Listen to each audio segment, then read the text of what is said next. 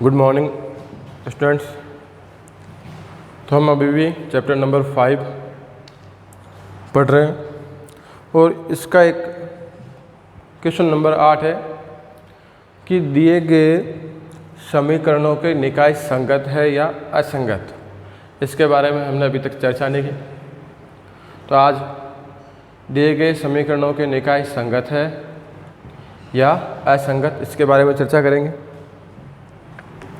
तो हमने क्रैमर के नियम से समीकरणों के मान निकाले थे।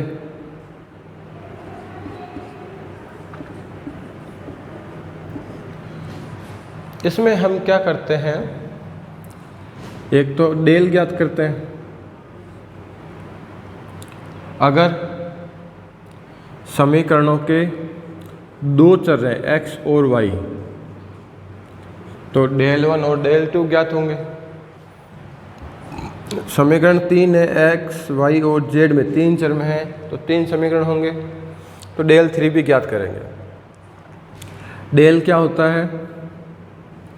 x, y व z के गुणांकों का मैट्रिक्स। डेल क्या है? x, y तथा z के गुणांकों का मैट्रिक्स डेल है। डेल 1 में क्या होता है? x के गुणांक हटा देते हैं, जो बराबर में संख्या है वो आ जाती है। डेल 2 में x का गुणांक, फिर बराबर की संख्या है, फिर z के गुणांक, x के गुणांक, y के गुणांक और बराबर की संख्या है। आपने देखा था कि भाई हमें जैसे x का मान निकालना है, तो x का मान क्या होता है? Del 1 upon del. अब ये एक तरह से परिमेय संख्या है p बटा q के रूप में, जहाँ पे q 0 नहीं होना चाहिए, मतलब डेल का मान 0 नहीं होना चाहिए जब तक तो ये परिभाषित रहेगा। तो जब डेल का मान 0 नहीं हो, और इन तीनों के मान कुछ भी हो सकते हैं, 0 हो या नहीं हो कोई फर्क नहीं पड़ता, इनके मान कोई भी मान हो सकते हैं, कोई भी मान। तो जो हल होगा वो संगत होगा। क्या होगा? दिया गया निकाय संगत होगा तथा इसका हल अद्वितीय होगा, इसका हल यूनिक होगा। ये केस फर्स्ट है, केस नंबर 1। तो हमने क्या चर्चा की? हमें सवाल में पूछा गया है क्वेश्चन नंबर 8 में कि बताइए दिए गए समीकरणों के निकाय संगत है या असंगत है। तो हमें बताना भाई ये समीकरणों के निकाय संगत है या असंगत। तो हम इसका पता करेंगे क्रैमर के नियम वाले तरीके से, और सबसे पहले पता करेंगे डेल, जिसका मान 0 नहीं होना चाहिए, क्योंकि हम x का मान लिखते हैं डेल 1 अपॉन डेल, y का मान डेल 2 अपॉन डेल, z का मान डेल 3 अपॉन डेल। तो बटा में डेल है, और बटा बड़ा अगर 0 हो जाता है तो हो जाता है अपरिभाषित। तो पहली शर्त ये है कि भाई बटा बड़ा 0 नहीं होना चाहिए, तो निकाय कैसा होगा? संगत होगा। और इसका हल कैसा होगा? अद्वितीय। हमने डेल को 0 बताया है, ये डेल 1, डेल 2, डेल 3 कोई भी कुछ भी मान हो सकते हैं। अब केस सेकंड है, केस सेकंड कि डेल 0 आ गया, डेल 0 आ गया, साथ ही साथ डेल 1, डेल 2 और डेल 3 ये तीनों भी 0 हो गए। तो दोनों बातें हो सकती है, दिया गया निकाय संगत भी हो सकता है या असंगत, दोनों बातें हो सकती है। लेकिन अगर डेल का मान 0 नहीं है और ये तीनों 0 है, तो निकाय संगत होगा। और डेल 0 है तथा उसके हल अनंत होंगे। कब? जब डेल का मान 0 नहीं है और तीनों 0 है तो क्या है, निकाय संगत है तथा हल अनंत होंगे। कब, जब ये 0 नहीं है। और अगर ये 0 है साथ में साथ ये तीनों भी 0 है तो दोनों बातें हो सकती है, संगत भी या असंगत भी। केस थर्ड, डेल तो 0 है लेकिन डेल 1, डेल 2 और डेल 3 में से कोई एक अशून्य हो। इसमें क्या है, तीनों की तीनों शून्य, डेल 1 भी शून्य हो, डेल 2 भी शून्य हो, डेल 3 भी शून्य हो। ये कह रहा है एक अशून्य मतलब शून्य नहीं हो। अशून्य का मतलब क्या है, शून्य नहीं हो। 3 में से कोई 2 शून्य हो सकते हैं, कोई एक नहीं होना चाहिए, कोई भी एक, कम से कम एक। 2 होंगे तो प्रॉब्लम नहीं है,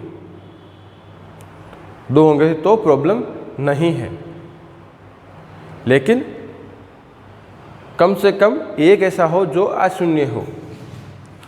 तो क्या होगा, निकाय असंगत होगा। कैसा होगा, असंगत। तो ये थे, आप इस प्रकार से इनको पूरा पहले सारणिक बनाओगे, फिर इनके मान निकालोगे। मान निकालने के बाद आपको ये कंडीशन देख के बताना है कि दिया गया निकाय संगत है या असंगत।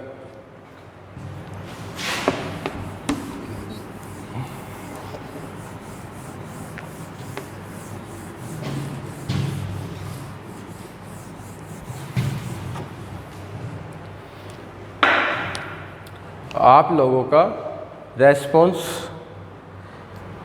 नहीं मिल रहा है, आप लोगों ने अभी तक कोई भी प्रॉब्लम नहीं पूछी है, इसका मतलब या तो आप पढ़ नहीं रहे, तो आप जो प्रॉब्लम हो एक बार बताएं, कि आप बताएं हाँ हमने सभी सवाल कर लिए हैं, ताकि पता चल सके कि क्या चल रहा है। विविध का हम क्वेश्चन नंबर 19 देख रहे हैं। विविध क्वेश्चन 19, यदि 1 -4 3 -2 इंटू x बराबर -16 -6 7 और 2 हो, तो ये x पता करना है। हमें ये x एक मैट्रिक्स है, इस मैट्रिक्स को पता करना है। तो हम अगर ये सवाल तीसरे चैप्टर में होता तो हम इसको किसी अन्य विधि से हल करते, लेकिन ये सवाल यहाँ पे है, इन्वर्स में पढ़ रहे हो, तो हमें यहाँ पे अन्य विधि लगानी होगी। तो हमें ये x पता करना है, तो x को पता करने के लिए हमें इसको हटाना होगा। ये हट जाएगा तो केवल x बचेगा और इधर जो मान आएगा वो x का होगा।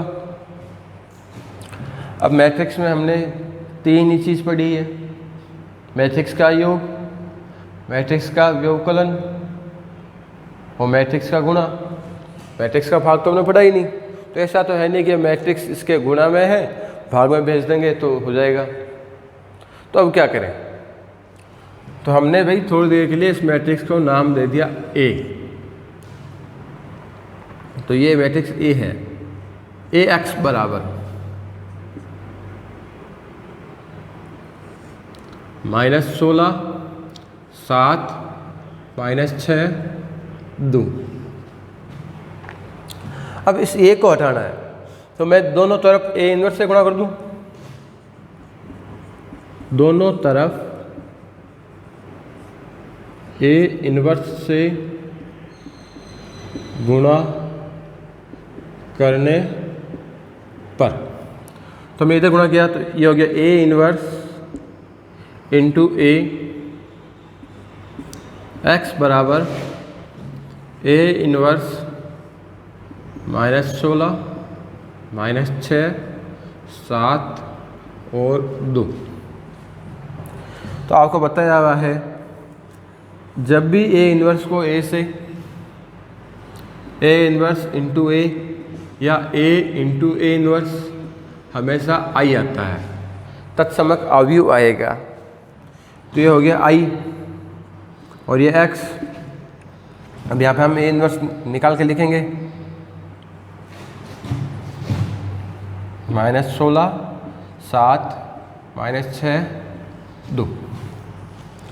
तो x इंटू आई, किसी भी अवयव को x से गुणा करने पर, i से गुणा करने पर वापस वही अवयव आता है। अब इन दोनों को गुणा करना है, लेकिन पहले इनवर्स निकालो। तो ये था, तो हम इनवर्स इधर इस अलग कर लेते हैं।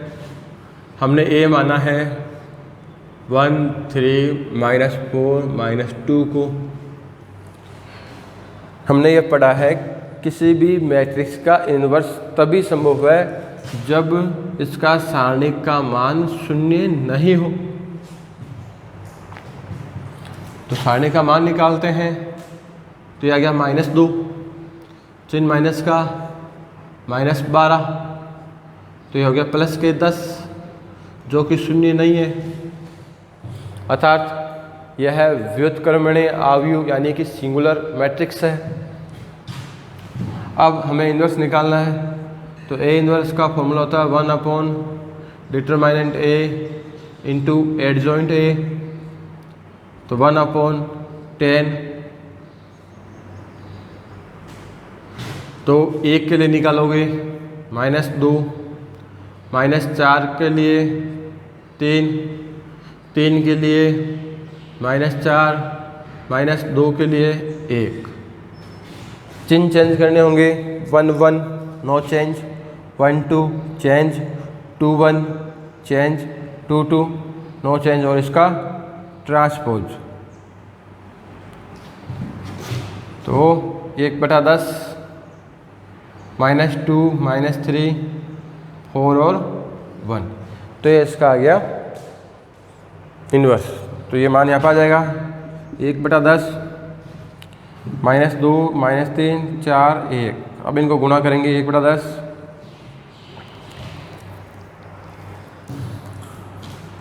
तो पहली पंक्ति को पहले स्तंभ के साथ गुणा करेंगे, तो 16 दूनी 32 प्लस 7 चौक 28, 32 और 28 60, माइनस के 2 गुणा माइनस के 16, तो प्लस के 32 प्लस 28, -2 गुणा -6 6 दूनी 12 प्लस 8 20, 16 थे 48 प्लस 7 48 और 7 55, 6 3 18 2 20, तो 55 का कुछ, तो अब इसका 10 में भाग दे देंगे तो इसके आंसर आपको मिल जाएंगे। तो यही आपका आंसर है, 10 का भाग देंगे 6 2 11/2 और 2, सभी में 10 का भाग दे दो, 1/10 गुणा 1/10 6 2 55/10, 11 के पहाड़े से काट लेंगे, 5 के पहाड़े से, और 10 दूनी 20। तो इस प्रकार से ये आपको अवयव ज्ञात हो गया। अब अगर ये सवाल हमारे तीसरे चैप्टर का होता तो कैसे करते ये भी देख लेते हैं।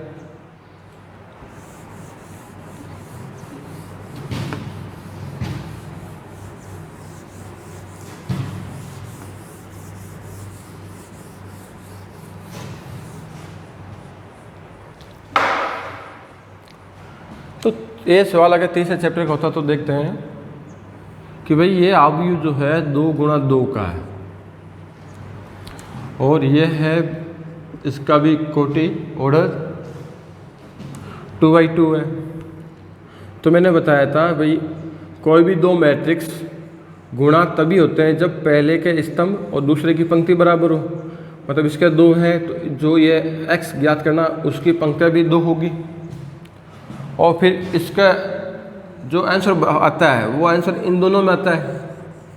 तो इसके पीछे वाला दो है, मतलब x ऐसा अवयव है जिसका ऑर्डर 2/2 है।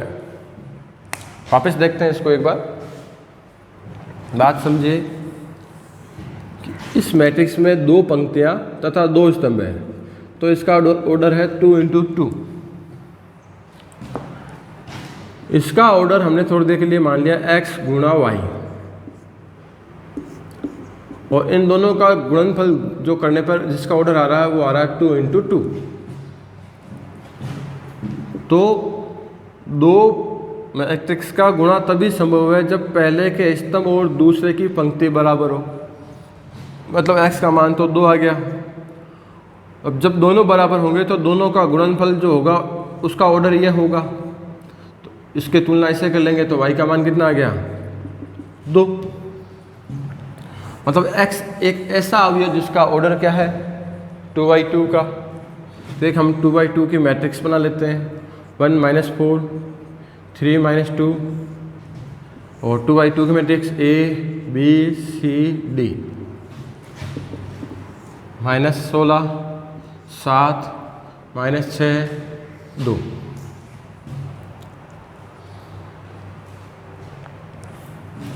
गुणा करेंगे पहली पंक्ति को पहले स्तंभ के साथ A - 4C B - 4D 3A - 2C 3B - 2D, -16 -6 7 2। तुलना करते हैं A - 4C बराबर -16, 3A - 2C बराबर 7। नीचे वाले को 2 से गुणा कर देते हैं। A - 4C बराबर -16, 3 दूनी 6 - 4C बराबर 14। माइनस करेंगे, माइनस प्लस माइनस, तो माइनस का 5A बराबर माइनस के 30, A बराबर प्लस का 6। जो कि देखो आपका A का मान पिछले तरीके में 6 आया था। A का मान 6 यहाँ रखते हैं तो 6 - 4C बराबर -16, -4C बराबर माइनस के 22, C बराबर -22 बटा -4 11/2। इसी प्रकार से इन दोनों की तुलना करेंगे। B - 4D बराबर -6, 3B - 2D बराबर 2। इसका गुणा कर देते हैं 3 से, 3B - 12D बराबर -18, माइनस प्लस प्लस 12 में से 2 गए 10, D बराबर 20, तो D का मान 2। D का मान यहाँ पर रख दो, तो क्या है D का मान 2, तो B - 4 × 2 बराबर -6, B बराबर -6 + 8, तो B का मान भी 2 आ गया। तो इस प्रकार से भी ये ज्ञात हो सकता है।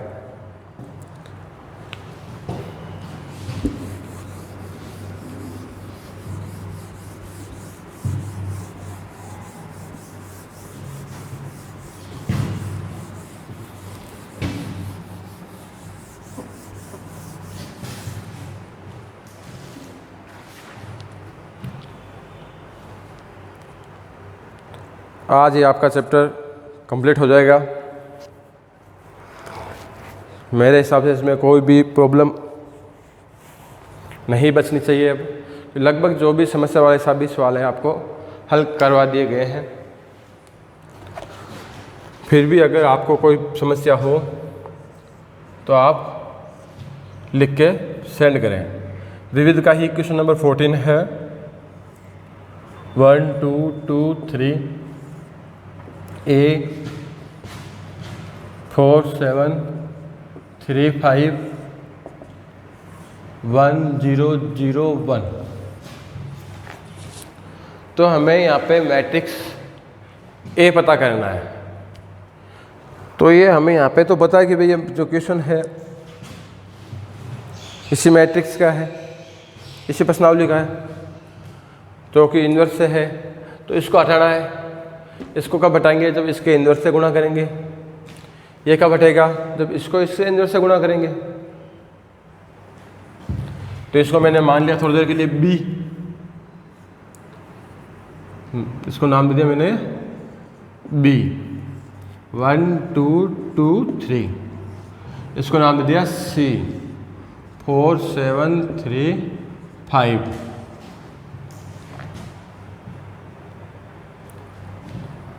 तो ये हो गया बी ए सी बराबर आई।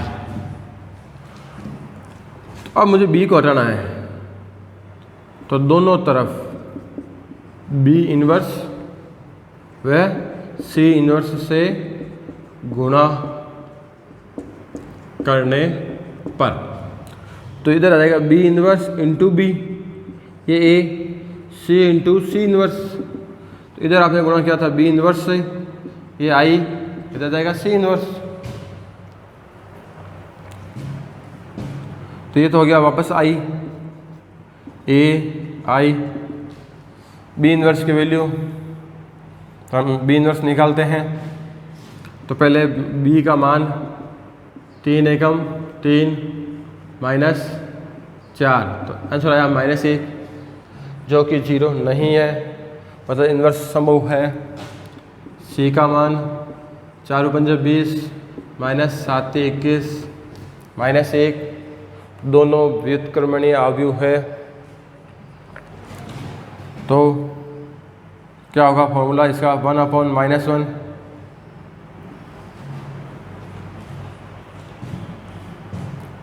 1 के लिए इस पंक्ति का अवयव गए और ये स्तंभ गया तो बचे 3। 2 के लिए 2, इस 2 के लिए भी 2, 3 के लिए 1। इन दोनों के साइन चेंज होंगे और ट्रांसपोज करना है। आई को इसके साथ गुणा करो तो ये आएगा, अगर इसके साथ करोगे तब भी ये आएगा। तो आई बीच में हटा ही देते हैं। इसका भी 1/-1, 5 3 3 के लिए 7, 5 के लिए 4 और इनका ट्रांसपोज बाकी है। ये आ गया ए।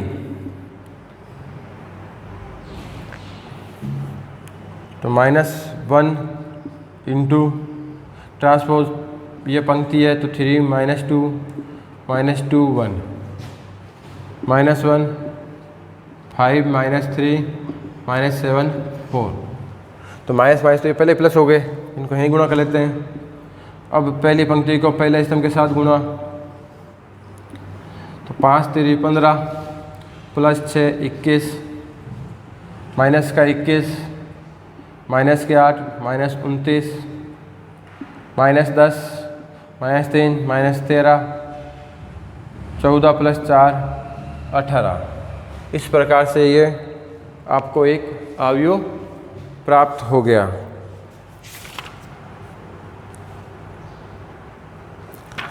अब अगर ये क्वेश्चन उसी चैप्टर में होता तो क्या करते? तो गुणा के अंदर मैंने बताया था क्रम विनिमय नियम का पालन नहीं होता, लेकिन साहचर्य नियम का पालन होता है।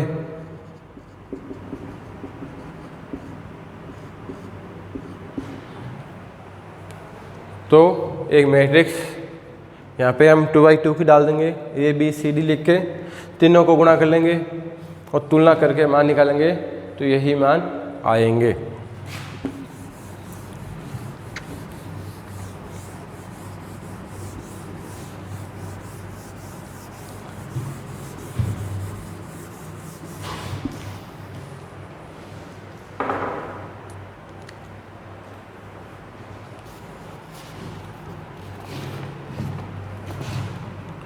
क्वेश्चन नंबर 16, यदि a बराबर a b c 1 plus B C upon a हो तो a इन्वर्स ज्ञात कीजिए। पहला क्वेश्चन है a इन्वर्स ज्ञात करो तथा सिद्ध कीजिए या दिखाइए कि a inverse a square plus B C plus 1 into I minus ए।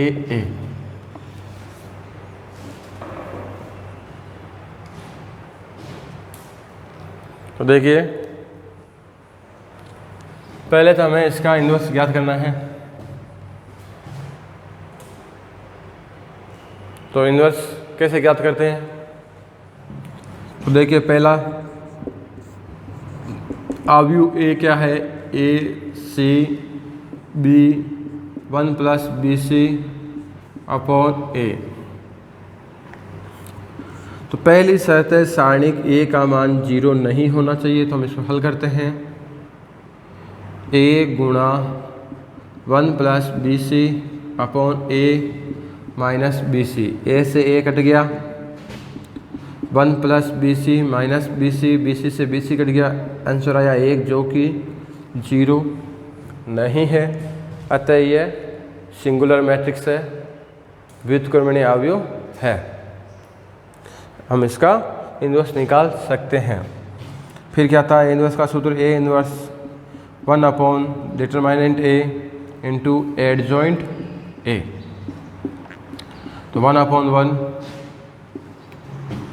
ए के लिए ये पंक्ति गई और ये स्तंभ गया। तो 1 प्लस बी सी अपॉन ए। बी के लिए सी, सी के लिए बी, इसके लिए ए। 1 1 नो चेंज, 1 2 और 2 1 और इसका ट्रांसपोज। तो ए इन्वर्स बराबर 1 plus B C upon A minus C minus B और ए। ये तो आ गया इसका इन्वर्स। अब हमें ये प्रूफ करना है कि ए इन्वर्स को स्मॉल ए से गुणा करें। ए इन्वर्स को स्मॉल ए से गुणा करें और इसको हल करें तो क्या आएगा? तो देखते हैं। पहले LHS लेफ्ट हैंड साइड, ये ए इन्वर्स तो रखा, एक इसको स्मॉल ए से गुणा कर दूं, इसको स्मॉल ए से गुणा करोगे तो ये कट जाएगा। तो बचेगा 1 plus B C minus A B minus A C और ए स्क्वायर। अब राइट हैंड साइड देखते हैं। Right hand side A square plus B C plus 1 into I minus A square plus B C plus 1, I का मतलब 1 0 0 1 minus A matrix A B C 1 plus B C upon A. इसको गुणा करेंगे। A square plus B C plus 1 0 0 A square plus B C plus 1 minus A square A B A C 1 plus B C. Minus करने पर ए square minus हो गया तो बचा B C plus 1 minus का ए बी माइनस का ए C और सिर्फ ए स्क्वायर। दोनों को चेक कीजिए, सेम आ रहा है क्या? ये ए सी, यहाँ पे ए सी था, हमने लिखा नहीं, ए सी ही है, तो ये सेम आ गया है। तो LHS बराबर है RSS। लेफ्ट हैंड साइड और राइट हैंड साइड इक्वल है, अतः यह प्रूफ हुआ।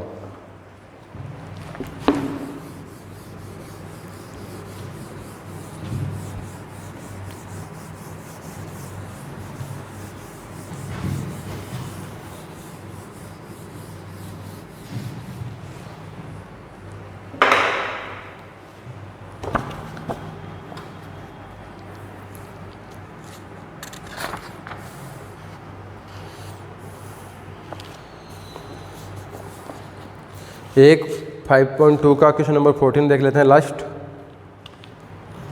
5.2 क्वेश्चन नंबर 14, एक अवयव दिया हुआ है आपको 1 2 1 -1 1 1 1 -3 1, इसका इन्वर्स पता करना है और साथ ही साथ 1 0 1 2 1 0 0 1 1 x y z बराबर half 2y 6z -2x plus 2 into 2 0 1, इन समीकरणों को हल करना है।